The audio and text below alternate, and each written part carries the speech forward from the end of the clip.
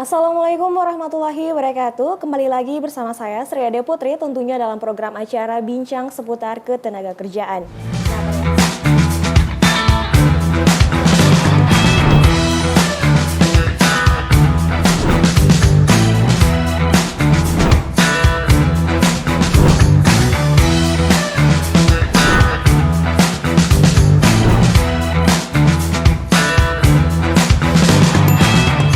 Nah, pada episode kemarin kita sudah membahas mengenai karyawan yang mengundurkan diri sebelum PKWT berakhir, bagaimana konsekuensinya.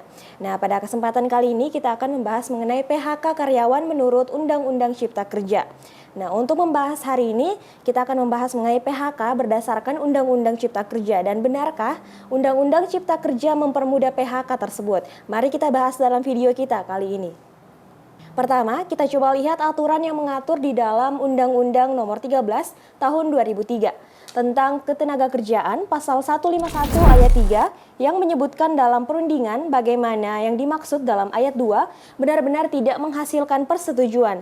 Pengusaha hanya dapat memutuskan hubungan kerja dengan pekerja atau buruh setelah memperoleh penetapan dari Lembaga Penyelesaian Perselisihan Hubungan Industrial. Nah, dan Undang-Undang Nomor 13 Tahun 2003 tentang Ketenagakerjaan pasal 151 ayat 1 pemutusan hubungan kerja tanpa penetapan sebagaimana dimaksud pada pasal 151 ayat 3 batal demi hukum. Dari penjelasan ketentuan di atas dapat kita pahami bahwa pemutusan hubungan kerja tersebut harus melalui penetapan dari Lembaga Penyelesaian Perselisihan Hubungan Industrial.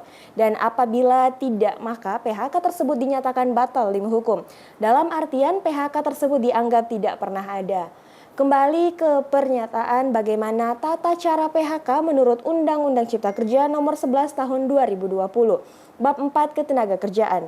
Yang pertama yang harus kita pahami adalah di dalam Undang-Undang Cipta Kerja Nomor 11 Tahun 2020 Bab 4 Ketenagakerjaan telah merubah pasal 151 ayat 3. Di dalamnya tidak mengatur lagi bahwa PHK yang harus memperoleh penetapan dari Lembaga Penyelesaian Perselisihan Hubungan Industrial dan terhadap pasal 151 ayat 1 di dalam undang-undang ini telah dihapuskan.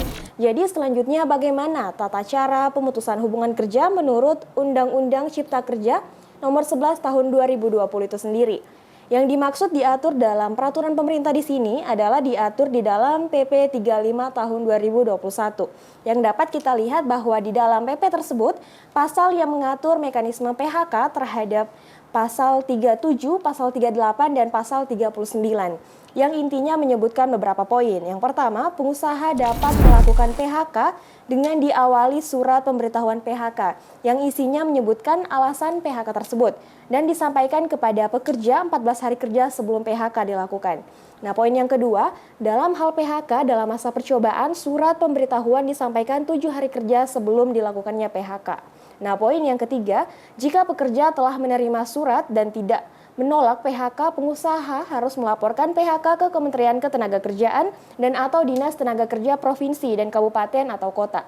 Dan poin keempat, jika pekerja menolak PHK tersebut, pekerja harus membuat surat penolakan disertai dengan alasan paling 7 hari kerja setelah menerima surat pemberitahuan.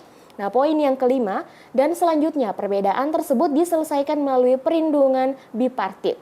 Nah, poin yang keenam, jika perundingan bipartit tidak terselesaikan, berikutnya dilakukan melalui mekanisme penyelesaian PHK sesuai dengan ketentuan peraturan perundang-undangan. Jadi, dapat kita simpulkan bahwa Undang-Undang Cipta Kerja memberikan kemudahan dan mempermudah mekanisme PHK oleh pengusaha dibanding dengan Undang-Undang Nomor 13 Tahun 2003.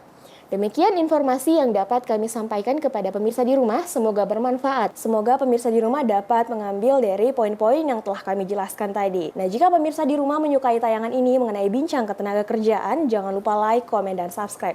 Dan jangan lupa dinyalakan bel notifikasinya agar pemirsa di rumah tidak ketinggalan info-info menarik seputar Bincang Ketenagakerjaan. Saya Sri Ade Putri selaku host hari ini pamit undur diri dan sampai jumpa.